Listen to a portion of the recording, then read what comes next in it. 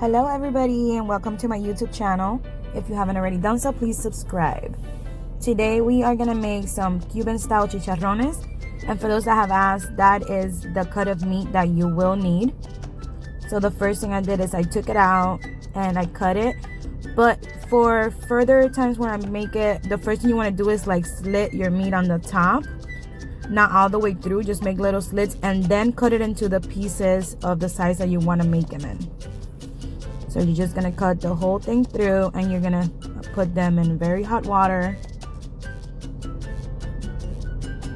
You also want to salt them before you put them. I forgot to show that part, but they have been salted, so just plain salt, and you're gonna put them in really hot water.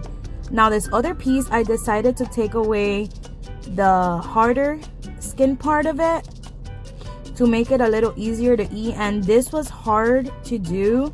So what I suggest for you guys to do is have it a little bit frozen, and it makes it a lot easier. It's not as slippery and it just makes it a lot easier to cut through. So I took all of that out, and then you guys see me struggling. It was a little bit of a struggle, but I wanted to try it both ways just because I love things when they're not like chewy or break a tooth or whatever.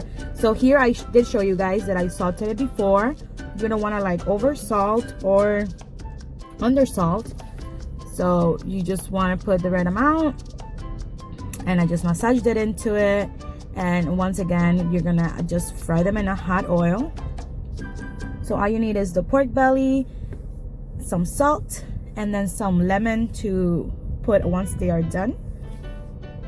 And it was really delicious, guys. So I am using my grease stopper that I have shown you guys before in from Amazon, and that is a lifesaver because you don't want to get hit with some really hot oil.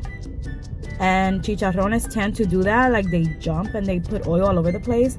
So just let it cook until a golden brown, and here are the results.